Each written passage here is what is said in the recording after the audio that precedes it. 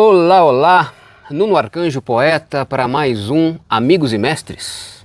Dessa vez num lugar muito especial que daqui a pouco vocês vão saber qual é. E com um convidado que está trazendo para o mundo a liderança da nova era. É o Gabriel Lidera. Ah, é muito poeta!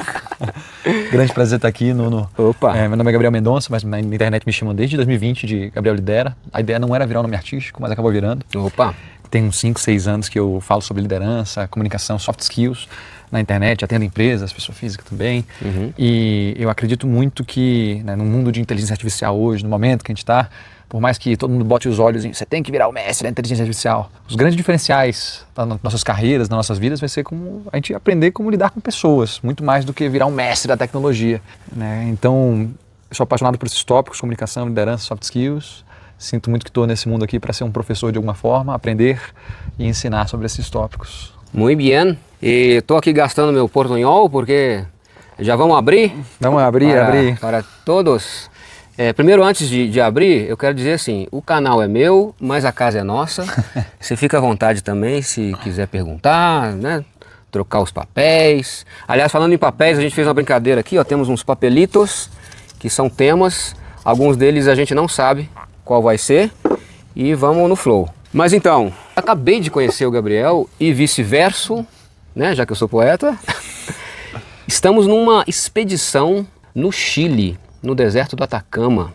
Recebemos o chamado do Cadu Caçaú, que é um mentor de espiritualidade, que chamou a galera aí da Escola do Fluxo, da qual somos alunos, para conhecer o Atacama e resolvemos gravar esse episódio aqui, meio que no fluxo, já que é o nome da escola, e que é com fluxo que a gente decola e a gente não enrola.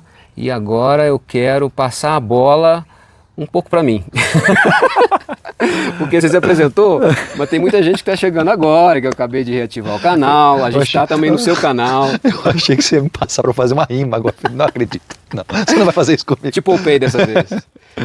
Mas então, né, já deu para perceber que eu sou um poeta, sou um palestrante e um criador de duas linguagens. Na verdade, uma linguagem e um caminho que está nascendo agora. A linguagem é a facilitação poética. Já tem 10 anos, mais ou menos, que eu percorro aí grandes eventos de empresas para transformar o conteúdo dos eventos em sínteses poéticas. Tem um bom tempo que eu vivo disso, literalmente. Né? Tenho uma carreira de mais de 20 anos como artista, mas eu sou um facilitador poético. A minha tecnologia é transformar conhecimento em poesia. E eu sou criador de uma profissão do futuro que já está presente. Facilitação poética.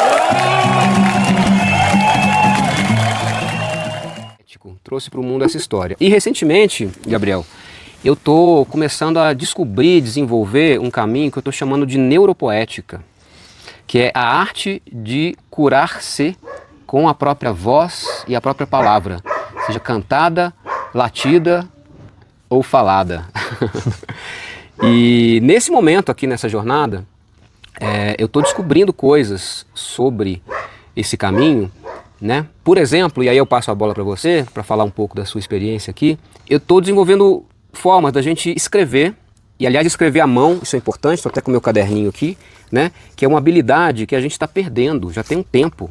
Né? A nossa geração, que nasceu analógica, já meio que parou de escrever à mão, e a que está vindo aí está escrevendo com o dedo, e daqui a pouco nem escrever vai só falar. E quando a gente deixa de escrever com a mão, a gente deixa de ativar certas áreas neurais e com isso perde-se um campo de possibilidades e habilidades, né? Criativas, cognitivas, etc. e tal. Então tem essa coisa de escrever com a mão, de praticar a capacidade de criar, de rimar, de brincar, de improvisar e também de se conhecer através dessa escrita. Olha que reflexão interessante você me trouxe, né? Ontem eu parei para ter um momento de meditação aqui e escrever um pouco. Geralmente nas minhas reflexões no dia a dia, eu faço tudo no Notion, né? Tudo lá na plataforma, lá não sei o que, diário, tal dia, journaling, digita lá os sentimentos, as sensações, as reflexões. E ontem eu parei para meditar aqui, peguei meu caderninho e fui escrever. E é uma coisa muito interessante, porque a gente está tão plugado hoje nessa velocidade das coisas, em tudo tem que ser muito rápido. E é meio que interessante, como eu já tinha tido meio que um insight que eu queria refletir, mas a velocidade de escrita na mão é diferente. Parece que você tem que ficar lá com aquela ideia. Sim, Mais é meditativo, né? É meditativo. Então, eu tive um misto de sensações nesse momento que eu parei para escrever à mão, que eu geralmente não faço, né? De um lado, você tem essa briga de tipo, não, escreve mais rápido, não, você já tem que continuar elaborando a ideia que você está pensando, tararara, e ao mesmo tempo do tipo, não, solta um pouquinho aí, relaxa. Sim. Deixa o tempo da escrita tomar o tempo que ela tem que tomar. Sim. Acho que faz parte um pouco da ânsia do artista de quando vem a inspiração, você quer aterrissá-lo quanto antes para ela não se perder também. Meio que, como é que fala? Psicografar, né? A ideia e tal. E também, cara, é uma arte manual a escrita. Né? Assim como, sei lá, tricô, argila. E isso necessariamente desenvolve, como eu estava falando, aspectos neurológicos, né? E a escrita fina é uma das coisas que nos diferencia dos animais, por exemplo, é ter a capacidade, né, da pinça e de transformar essa pinça num artesanato mental, sabe? Quando você vai trazendo cada palavra, e o poeta faz isso, ele é um artesão da palavra, né? E se for pensar nos grandes poetas que a gente tem, todos eles, né, de Fernando Pessoa a Carlos Drummond, eles são pessoas que se conhecem profundamente. O Mário Quintana, que é um outro poeta que eu amo, um gaúcho, fala que todo mundo deveria escrever, porque é uma maneira de você burilar a própria alma, sabe?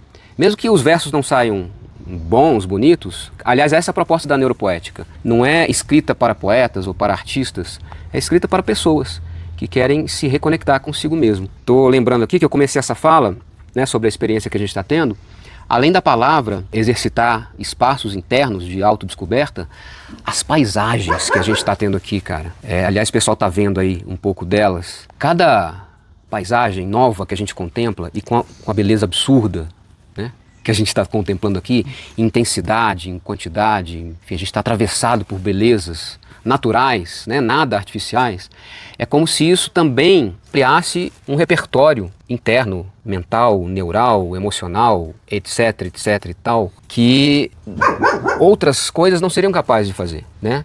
Então, tem um amigo querendo participar ali do... E aí, uau? Que lindo. Aqui é cheio de cachorro de rua, né, cara? Cachorro grande. Cachorro gigante, você parece uns ursos super dóceis. São Pedro do Atacama estamos. Enfim, experiências também geram repertório. Passo a bola para falar um pouco aí do seu repertório de experiências. Tem uma coisa meio interessante que acontece quando a gente tem a oportunidade de vislumbrar algo que é muito bonito. Trazendo bem pro popular, assim, é uma coisa meio embasbacante, assim, né? Você fica embasbacado por um negócio bonito, parece que você abre um espaço na cabeça. E é muito interessante como, se a gente pegar a própria arte mesmo, né, ela vem muito da ideia de um mimetismo do que há na natureza. Então essa exposição a coisas literalmente belas, eu acho que é quase da origem do que a gente pensa como belo, né, que é essas belezas naturais, essas paisagens. Acho que elas nos conectam com um lado diferente nosso, um lado de contemplação. Que quando a gente está no mundo quadrado e cinza das grandes cidades, né, às vezes a gente se afasta. Uma coisa que eu tenho uma conexão muito grande é com grandes corpos d'água. Grandes? Corpos d'água. Ah, mar, lagoa. Mar, lagoa, assim, você parar e olhar assim. Eu cresci no Ceará, né, moro em São Paulo hoje, mas cresci no Ceará. Então ter a oportunidade de olhar para o mar é um negócio assim que eu fico, que da hora. Quando eu morei fora também, quando eu estive em Nova York, por sorte eu morava perto do Rio Hudson.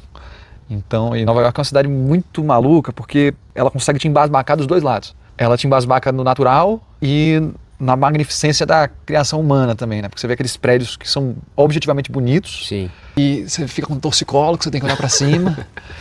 E ao mesmo tempo você vai e sobe no prédio, aí você vê o Central Park enorme e do lado também você vê os grandes rios, né? O East River e o Rio Hudson lá se juntando. É um negócio assim, uma cidade embasbacante. Tanto acho que pro lado espiritual de você conseguir se concentrar no meio daquela bagunça toda e prestar atenção no que é belo, como do lado que ela passa por cima de você também, né? É uma cidade muito veloz, aquelas cenas que você tem aqueles executivos de sobretudo andando com um cafezinho assim, correndo, se esbarram em você e tal, tudo é verdade, aquele negócio acontece. Uhum. É uma cidade muito acelerada, com uma diversidade de pessoas, de arte muito grande. Então, no período que eu fui, eu me senti meio atravessado. Eu tenho vontade de voltar numa postura um pouco mais de contemplação e de observador. Que é uma skill que você desenvolveu aqui, um pouco, também, né? tem que sempre melhorando, sempre desenvolvendo cada vez mais essa habilidade. Né? Sim, sim. E você falou aí da magnitude da criação humana, né? Dos prédios e tal. Eu tenho uma ideia, cara, de que Deus, ele não é poeta. Deus, ele é escultor e músico, né? Se a gente for prestar atenção nas belezas da criação, é escultura e som. A poesia foi uma criação nossa para traduzir a beleza que a gente contempla, a beleza divina. E claro que vai lembrar que somos criativos porque somos filhos de um Criador, né? Eu também gosto de lembrar que quando a gente exercita a criatividade, a gente está continuando a criação. de alguma maneira. Acho que eu vou trazer aqui, Filipão, que eu conversei com você, inclusive, do ato criativo, né? Tem esse livro chamado Ato Criativo, não lembro o nome do autor, infelizmente, agora. A produção depois vai colocar aqui o nome do autor, a fotinha dele. Ele produziu Aerosmith, produziu Red Hot, produziu Linkin Park, grande produtor musical, que até o final desse vídeo eu vou lembrar o nome dele.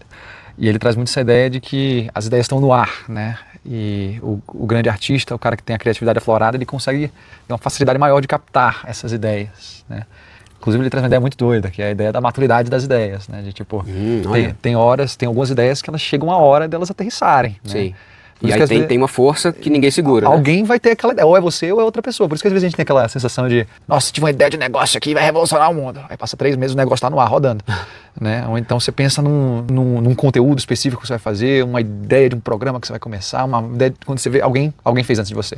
E eu acho super interessante essa ideia, e eu não tenho exercitado isso tanto quanto gostaria, porque eu tenho tido muitas ideias musicais, principalmente, e não tenho finalizado-as. Falando em musicais, parênteses, temos um amigo aqui que em algum momento nós vamos ter que usar, vai né? ser convocado. Não dá para ser só paisagem. Eu vejo isso muito, é daquelas coisas meio empíricas, não tem nenhuma evidência científica que é dessa forma que funciona, mas empiricamente eu vejo muito, assim, né? De tipo, você tem uma ideia, você não age nela, você deixa ela passar. Alguma outra pessoa vai pegar aquela ideia, aquela oportunidade e vai materializar ela. Então, acho que são meio que 2 grandes lições, né? Uma é de se abrir que as ideias venham ao download das ideias. E o segundo é, se você teve a oportunidade de ter o download, haja nele o quanto antes. Sim, coloca no mundo. Coloca no mundo. Tipo isso que está acontecendo aqui agora, né?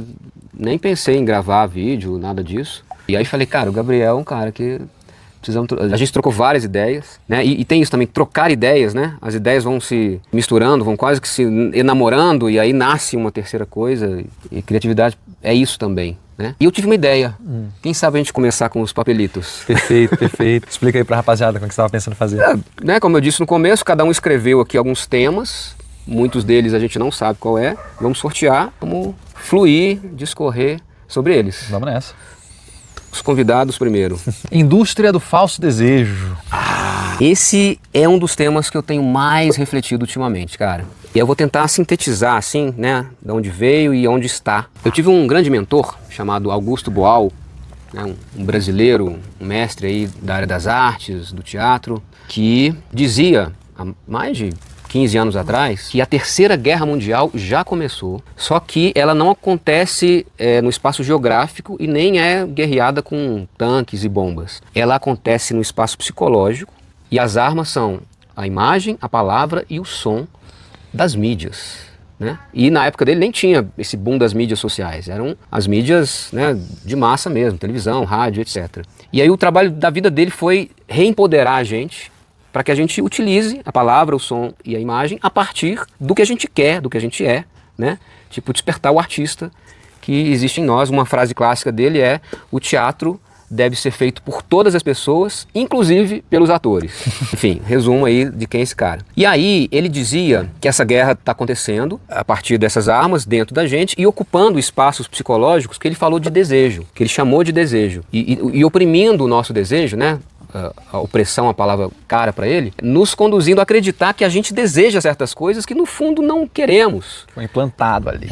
Exemplos clássicos são essa massa de pessoas idolatrando, sei lá, o pessoal dos grandes artistas aí de músicas, né, muito populares, do sertanejo, do funk, nada contra exatamente esses ritmos, mas a coisa fica tão pasteurizada, enlatada, e aí você vê todo mundo consumindo e parece que você fica meio de fora se você não está cantando junto. E será que você gosta disso mesmo, né? Isso para dar alguns exemplos. Enfim, então, só para fechar a minha ideia, eu te passo a bola. Ano passado, eu fiquei um bom tempo sem rede social no celular. Fiz um detox digital muito grande. E me percebi sendo induzido, cara, a pegar o celular, a consumir coisa que eu nem queria, que eu nem estava afim de saber, né? Notícia, por exemplo, que joga a gente para tretosfera e faz a gente ficar ansioso, com medo, né? O famoso FOMO, né? Que é aquela síndrome de estar perdendo as coisas. Enfim, e aí eu percebi que existe uma indústria do falso desejo que implanta na gente impulsos e vontades e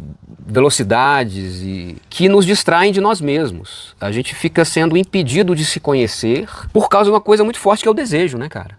Se você acredita que deseja comprar alguma coisa, um curso online, ver o podcast daquele grande influenciador, e aí às vezes você tem que terminar uma tarefa, mas aí pula na sua timeline, não, tem que ver o que esse cara falou sobre isso. É muito bom, e tal.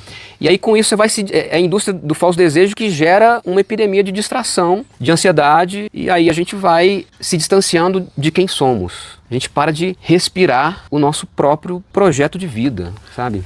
Interessante você trouxe essa palavra, que era justamente a tessitura que eu ia puxar aí, a conexão. Quando a gente pensa no que a gente deseja, é muito difícil a gente mapear o que a gente realmente quer, né? Inclusive de projeto de vida. Sim. Porque eu acho que as discussões que a gente tem de carreira mesmo, inclusive no ensino médio, eu acho que a decisão de carreira aos 18 anos, eu não acho ela uma decisão cedo.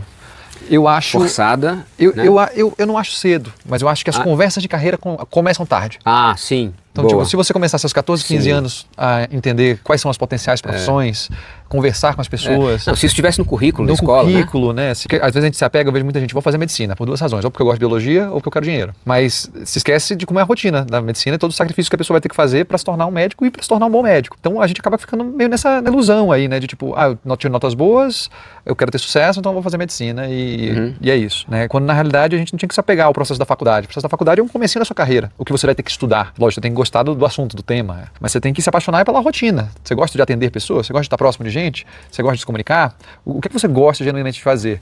E aí, as opções, a gente está num momento muito curioso agora, porque a gente tem, acho que nunca na história houveram tantas opções do que ser feito. Então, por um lado, você vai ter uma geração um pouco mais antiga nos dizendo que o caminho continua sendo você ser médico, advogado, engenheiro, ou você ser empresário. Só que é muito difícil até você saber quais são as possibilidades, quais são as formas que as pessoas conseguem sustentar, construir uma carreira. É um dos motivos que trava a gente hoje em dia, a quantidade, né, de escolha. E aí o caminho mais fácil, às vezes, é seguir aquela forma que já fizeram antes, ou que a gente conhece, que a maioria das pessoas fez, né? E hoje, ainda mais com inteligência artificial, essas coisas, cara, o volume de potenciais projetos e negócios que você pode construir é um negócio meio até aterrorizante. Então, existe, acho que, dois lados, né? Tem um lado de você se conhecer e entender com o que você geralmente quer trabalhar, tipo, qual é o valor que você quer gerar para a sociedade. E do outro lado, conhecer as possibilidades, tomar a difícil decisão de escolher uma. E tem um tema que eu tenho trazido cada vez mais nas minhas palestras, ainda quero fazer uma palestra só sobre isso, que é a ideia do salto de fé. Foi uma coisa muito importante na minha vida. Que, existe dado momento que você entende que ou eu não quero mais o caminho que eu testei, ou você encontrou um caminho que é o que você quer fazer. Você visceralmente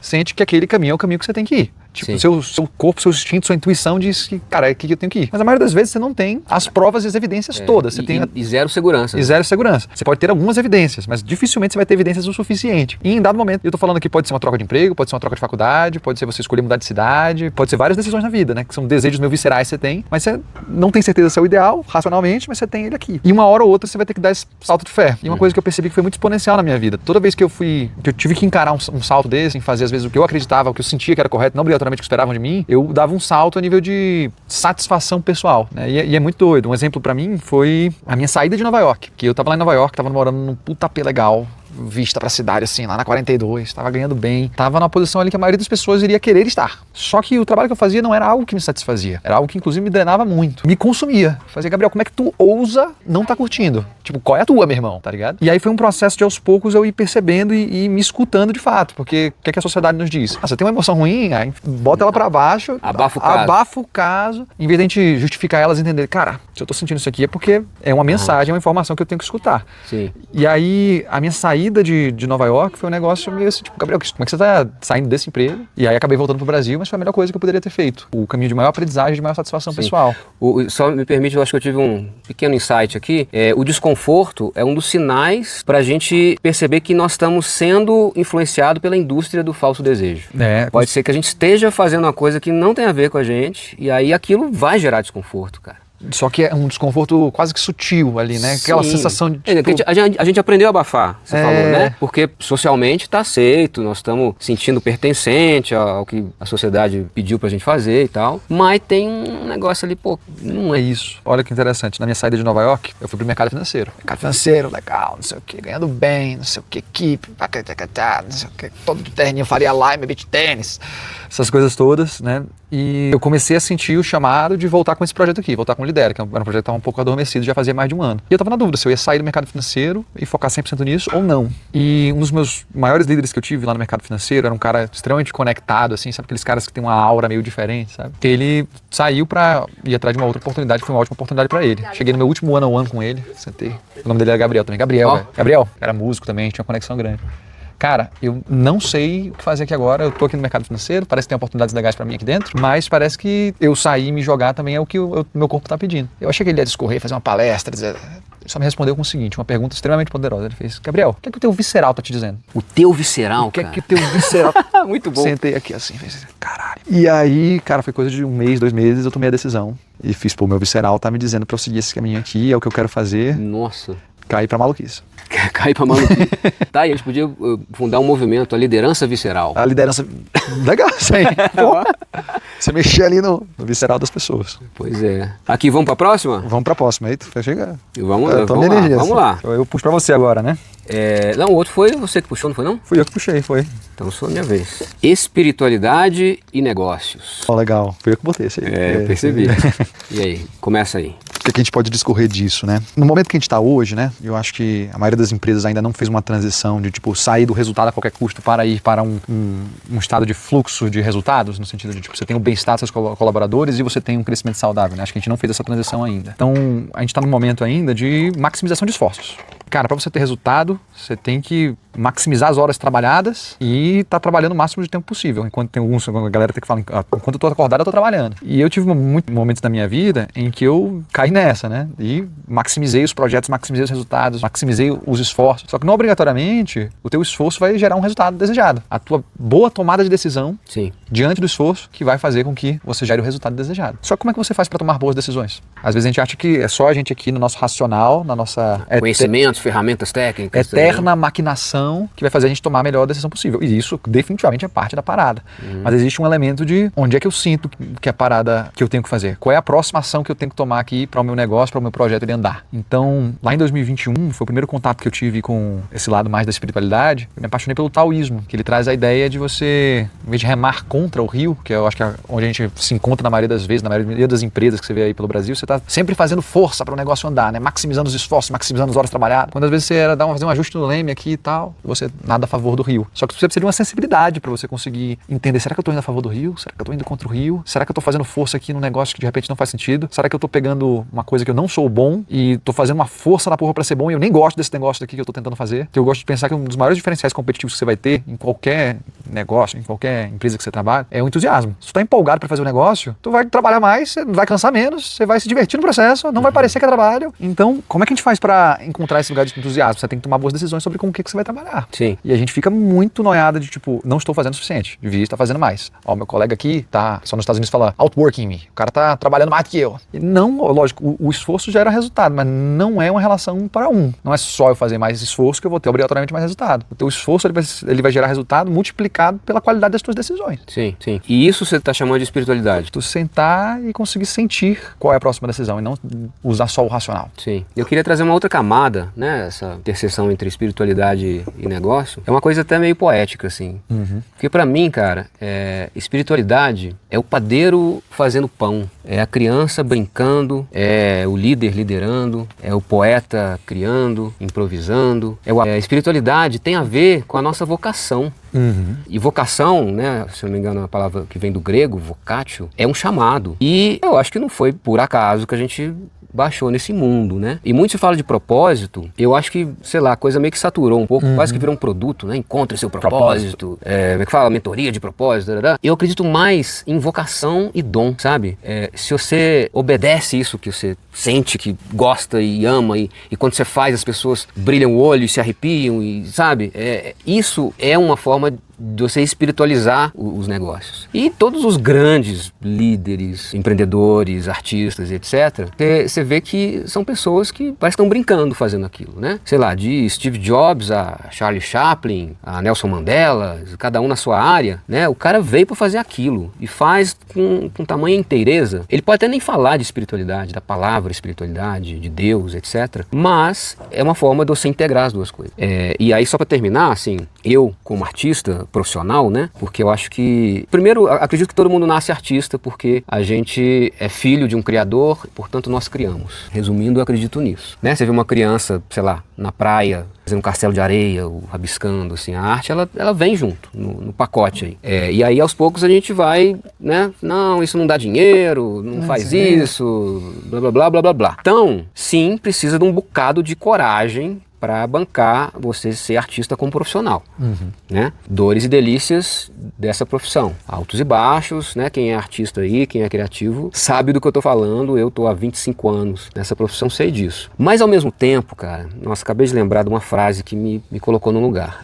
Uma das minhas formações é teatro, né? Fiz publicidade, depois eu senti que a minha vocação era pras artes, pro teatro. E uma professora nossa disse uma coisa, né, nessa discussão: nossa, ganhar dinheiro como ator é muito difícil, tal. Aí ela falou: gente, eu vou falar uma coisa sincera pra vocês. Se vocês conseguirem ser felizes fazendo outra coisa, por favor, façam. Agora, se não for outra coisa, não tem jeito, cara, né? Até arrepiei aqui. E eu demorei pra achar o meu veio, né? Como eu disse no começo, eu sou um facilitador poético e encontrei um nicho que são as empresas que pagam por isso, mantendo de alguma maneira a minha criatividade e tal.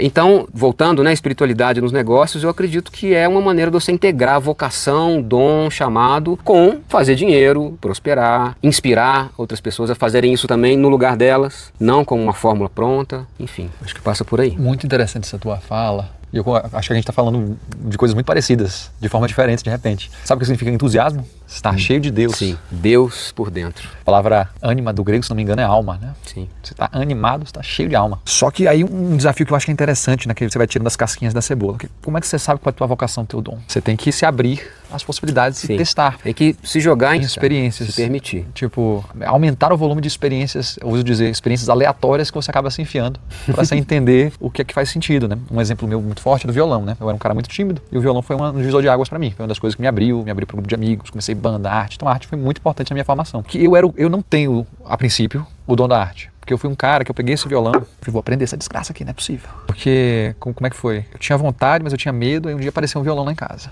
E minha mãe fez: filho, eu tô fazendo aula de violão. Nossa, não é possível. Minha mãe com seus 50 e poucos anos tá fazendo aula de violão?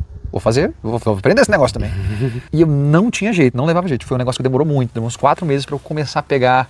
Outro dia aqui na viagem a gente estava conversando sobre a mão direita do violão, né? E você tem um lado mais técnico, de você faz 2 para cima, 3 para baixo, 2 para cima, 3 para baixo. Tem gente que tem uma facilidade, é isso aqui. Você organicamente pega. Você pode aprender para um lado, para um outro, ou em algum momento vai se tornar uma coisa fluida e você consegue fazer. Eu não tinha facilidade nenhuma. Mas foi um negócio que se eu não tivesse persistido e desbloqueado, eu não tinha esse lado tão importante da minha vida. De repente eu tinha conquistado muitas coisas que eu conquistei por eu ter me soltado, por eu ter aprendido violão. É muito sutil isso, eu acho que não tem fórmula, né? Mas eu não tinha habilidade, mas eu tinha um chamado. Interessante.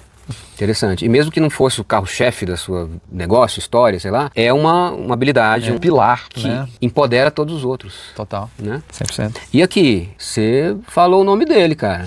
Eu acho que é ele pedindo pra participar da brincadeira aí. Vamos jogar na fogueira do Flow? Joguei. Quem que pega pra começar a acontecer alguma coisa aqui? Ó, eu vou pegar, mas você vai cantar. Perfeito. Top. Faz uma sequência simples.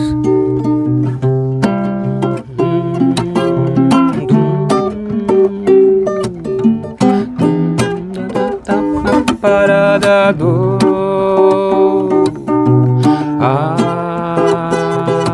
como é bom a gente só cantar sem pressa de chegar em algum lugar. Como é bom o pé no chão, abrir o coração pra ideia chegar. Como é bom conversar com essa paisagem sonora. Como é bom a gente voltar pro aqui, pro agora. Como é bom lembrar que a arte precisa fazer parte, porque com ela a vida só melhora.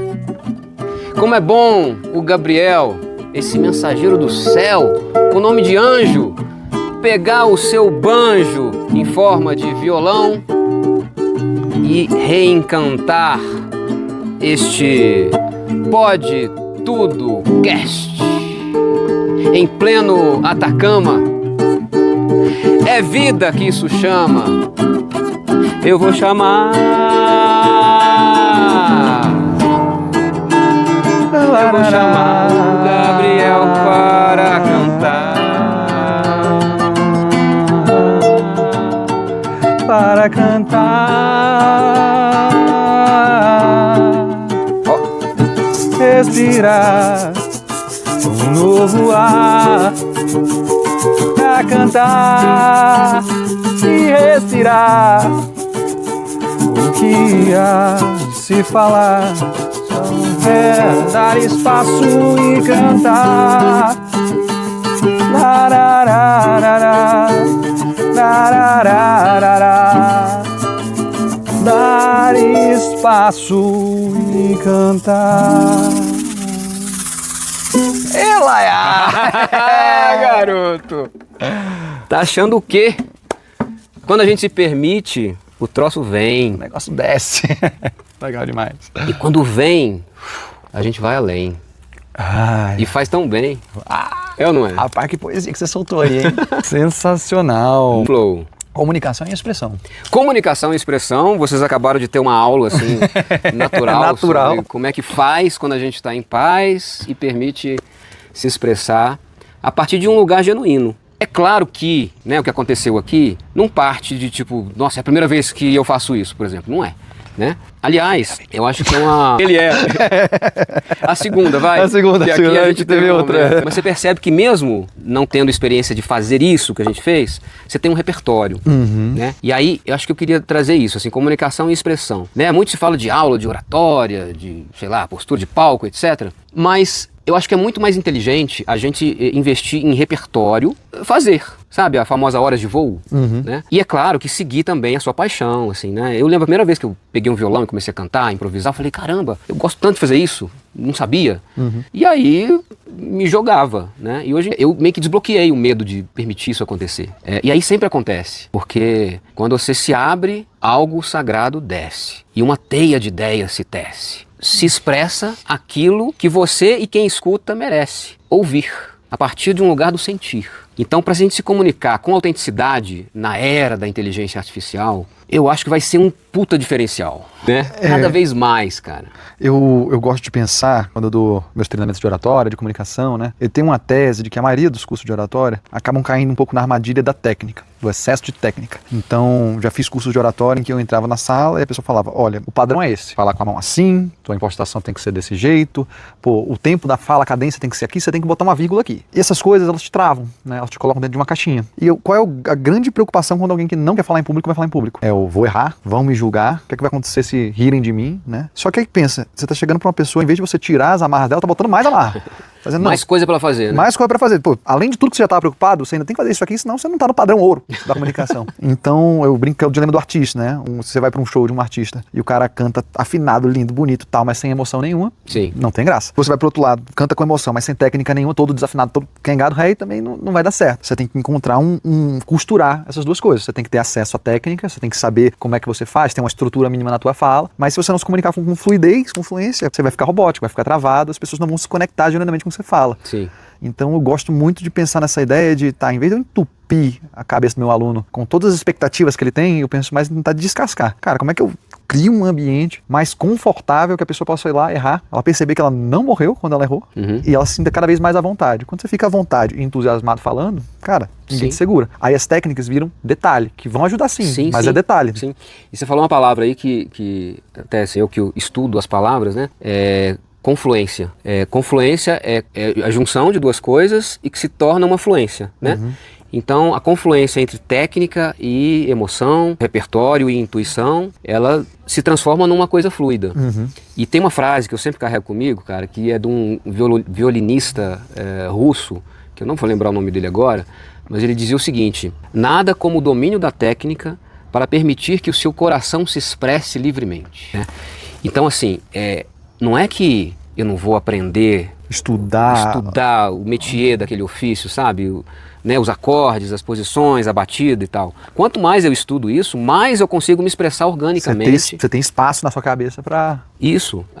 Aí tem uma imagem que eu gosto da intuição, né? Que a intuição é como se fosse uma águia, que está sempre te sobrevoando, assim, né? E só que se você não está preparado tecnicamente, ela não pousa e não consegue enxergar, né, ter a visão de águia, ter a majestade de uma águia. Então você precisa, sim, de estrutura para a técnica acontecer, e até de uma forma mais ampla. Eu lembrei de uma frase do Bert Hellinger, que é aquele cara das constelações familiares. Ele dizia que o amor precisa de ordem, né?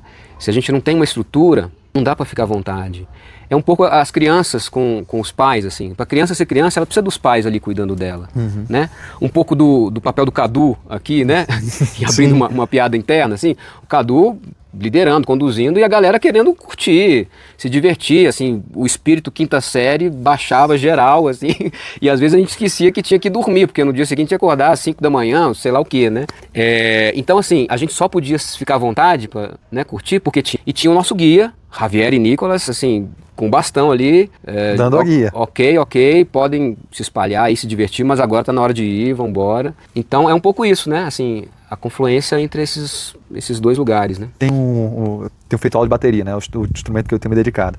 Aí, na minha última aula que eu fiz, meu professor ele trouxe um insight que eu achei fantástico. Ele falou, Gabriel, pega aí esse groove aí, toca sem parar, fica 5, 10 minutos tocando o groove. Quando bater o TDAH, quer dizer, se começar a pensar em coisas aleatórias, é porque você pegou o groove. Aí você pode ir atrás de colocar um outro ornamento, uma outra coisa, mudar a intenção que você vai passar. É meio que isso, né? Quando você domina a técnica, você tem espaço para colocar outros detalhes, a intenção da tua interpretação, jogar mais emoção em determinados momentos. A famosa imagem de dirigir, né? Quando você tá aprendendo a dirigir, nossa, é isso aqui, é o do volante, a embreagem, não sei o quê, depois você tá ali conversando, pingando o filho, cala a boca, não sei o quê e tal. A coisa tá incorporada, né? Assim, O corpo aprende. O corpo aprende e libera a mente para criar. Muito bom. Tá na hora da próxima? Bora lá. Quer fazer a última essa pra gente? Acho que pode ser. Pode ser. Então, sente aí a parada. Mais uma sua. Propósito. Olha aí, muito bom, muito bom. Já um pouquinho aqui. Surgiu um pouquinho aqui, eu acho que já é nessa linha aí que... Nessa linha, vamos ver se a gente acrescenta algumas camadas. Ver aí, eu queria... eu acho que eu falei sobre isso, mas em outras palavras, eu sinto que chegou um momento que rolou quase que uma propositite, sabe? Uma doença do propósito, assim. As pessoas começaram a adoecer porque não tinham encontrado um propósito, e aí virou mercadoria, né? Um pouco do falei, e eu, de fato, acho que a gente... o propósito a gente inventa, sabe? O dom a gente tem, descobre, desenvolve. Agora o propósito, ele pode ter muitos, né? Você não precisa ter um propósito que vai te fazer acordar todo dia e encantar a humanidade, sabe? Eu acho que esse negócio botou uma pressão, né, na gente, que tem uma frase assim, você nasce 2 vezes, o dia que você nasceu e o dia que você encontra o seu propósito. Vixe, que negócio pesado isso aí. Cara, e o cara que não encontrou o propósito dele não vai renascer na vida, sabe? Então eu vou mais pelo dom. Eu vou mais pela vocação. Quando eu falo de propósito, das minhas formações, meus treinamentos, essas coisas, eu concordo com você. A gente está num momento de saturação desse negócio de propósito. Na palavra que a galera fala, coach, né? Mas eu gosto de pensar assim, né? Quem somos nós para dizer que a gente sabe qual é o nosso propósito de ter vindo até aqui, né? A gente tem, acho que, potenciais propósitos. Tem algumas coisas que parecem fazer sentido, parecem se conectar com a gente num nível mais profundo. E geralmente os exercícios que eu faço são muito relacionados a, cara, quais foram as coisas na tua vida? Pega e lista, senta aqui, faz uma meditaçãozinha e lista. Quais foram as coisas na tua vida que deixaram puto? Que te fazem, quase você tem um ímpeto, adoro essa palavra, ímpeto de agir. Cara, teve essa situação que eu passei... O ímpeto é parente do visceral, hein? O ímpeto é parente, ele vem aqui assim, né? O que são as coisas que você pensa, as coisas que acontecem no mundo que você fica... Precisa fazer alguma coisa a respeito. Pô, é uma pista aí. Pode ter alguma coisa relacionada que faça sentido você se envolver. O oposto é verdadeiro também, né? Quais são as tuas grandes paixões na vida? Aquelas coisas que tu faz e tu se conecta absurdamente com aquela coisa. Tem cheiro aí. Pode ser que aconteça aí também. Quais são os grandes projetos que você não parecia que era trabalho? Parecia que você faria de graça. Pô, são pistas. Se essas coisas não aconteceram ainda, vamos rodar então. Vamos tentar fazer mais coisas para ver se acende alguma coisa ali. Eu gosto muito da ideia do volume de projetos aleatórios. Volume de projetos aleatórios. Fazer coisas aqui que, pô, uma hora, você vê que é na nossa conversa, uma hora tá no mercado financeiro, outra hora tá fazendo meditação no Atacama, tipo, aí você toca um instrumento, vai, aprende outro. Esse lance do experimentar, uma hora aparece alguma coisa, né? E tirando essa pressão de tem que ser isso aqui, é o meu propósito. Tem que, né? O tem que é tipo as couraças eu tô lembrando do Haidt, daquele cara psicólogo da terapia corporal, né? Que a gente vai repetindo tantas coisas que elas vão prendendo a gente, né? Tem as couraças corporais e os tem quis, eu acho que são couraças mentais, né? Tipo, sei lá, no digital, tem que postar pra caramba, tem que fazer desse jeito, tem que. E a gente não se liberta pra ser quem a gente já é. Eu sou muito disso, sabe, cara? A gente meio que nasceu com uma força que foi sendo lapidada, podada e tal. Em algum momento a gente precisa dar espaço para ela voltar e para ela te guiar de dentro para fora, de preferência aqui e agora. Afinal de contas, essa vida só melhora. É isso aí. Eu tô falando só melhora porque virou um jargão nosso aqui. E é um mantra potente, né, É cara? um mantra poderoso. A gente ia num passeio, falava, nossa, que lugar incrível, nunca vi nada mais maravilhoso na vida. Aí entrava na van, abria outro, nossa, isso é muito mais do que aquele, não tem jeito de melhorar. Aí o cara vai e monta um banquete, literalmente, no meio do deserto, assim, com salmão, com vinho, com... Só melhora. Só melhora. E agora estamos aqui. A gente acabou falando muito sobre esse tema do propósito no decorrer da apresentação, do bate-papo inteiro, né? É verdade. De uma forma ou de outra. Acho que para encerrar esse tópico, para botar uma pulga atrás da orelha também, porque não vai ter solução para essa questão que eu vou trazer, a gente fala muito desse mundo de possibilidades que existe agora, né? Então você tem um mundo de possibilidades e um mundo de coisas que você pode ser seu propósito. Eu acho que hoje praticamente qualquer coisa que você tenha como vocação, se você conseguir configurar de tal forma a usar os recursos que a gente tem hoje de internet, de construção de produto, de vibe coding, você fazer o aplicativo via prompt, esse tipo de coisa, você conseguir ser engenhoso o suficiente para configurar essa tua vocação dentro de um produto ou serviço que supra alguma necessidade que as pessoas passem, seja uma necessidade básica ou uma necessidade de entretenimento mesmo, ou de autoconhecimento, de sensações que as pessoas queiram viver, é muito provável que você consiga tornar isso uma coisa sustentável. O negócio é que não é trivial você conseguir encontrar essa configuração. Sim. Com o exemplo da tua mãe que tu falou, né? A produção falou que é a Ellen. Quer falar sobre isso? Da minha mãe? Foi tua mãe ou foi uma amiga da tua mãe? Vou mostrar isso aqui. Que fazia arte e vinho e espaço para as pessoas. Foi você que disse isso? Sim. A minha mãe, ela Peraí. é artista plástica. Aqui, ó. A minha mãe, ela é artista plástica e ela dá aula de pintura. E ela dá aula de pintura, assim, para meninas de 10 anos. Tinha uma aluna dela que até faleceu recentemente, tinha 95. E é uma coisa muito incrível, assim, porque elas vão lá, trocam ideia, tomam um chimarrão, né, no sul. Tomam um chimarrão, pintam, conversam, se divertem, comem pipoca. E isso alimenta a alma e gera uma troca absurda, né? Uhum. É muito, muito, muito incrível, assim, muito... engrandecedor, eu admiro muito. Eu acho sensacional, de uma criatividade enorme, né? De você conseguir encontrar a configuração, né? Do teu dom, teu propósito, teu dharma, com o que as pessoas precisam. Só que é difícil você ter essas ideias vindo de um local de tenho que maximizar minhas horas trabalhadas, tenho que estar aqui nesse estresse todo. Você tem que respirar para conseguir captar essas ideias. Quer falar mais alguma coisa, capitão? Sim. Então, para terminar, eu fiz uma surpresa para o Gabriel. Dios mío. Que passa, Tico? Cara, eu escrevi um poema para você. Nossa! Queria terminar com ele. E antes de ler, já dar os recados paroquiais aqui. Você que assistiu até agora ou está vendo esse corte, faz aquilo que você já sabe, né? Curtir, comentar aí abaixo. Acho que está no canal do Gabriel também, para a gente saber o que você achou dessa conversa. Se inscreve porque o canal está ativo. Você que quer se autoconhecer através da arte, através da espiritualidade, através dos negócios que tenham vocação e espiritualidade misturados nele, seja muito bem-vindo. Muito bem, se chama Um Anjo que Lidera. Gabriel, nome de mensageiro do céu, dos que lidera um novo tipo de era que se apresenta na terra. Aqueles que não têm medo quando erra, pois errantes somos todos nós. Líderes que ousamos usar nossa própria voz para os pontos ligar e comunicar quem somos em diversa inteligência natural. Uma mente nada normal, diversa, ligeira, criativa, verdadeira, sempre criando e recriando o próprio movimento, ora no mundo, ora no negócio, e ora no deserto, na presença, no ócio. Muitas graças, hermano, por conhecer você e sua imensidão nesse inusitado fluxo como escola. Desejo a você uma nova força agora, aquelas que decola e que só melhora. Ô, meu irmão, que coisa linda, hein? Muito bom, hein? Valeu, cara. Vamos nessa. Bom demais, hein? Eita, bom demais, é louco. Corta! Valeu!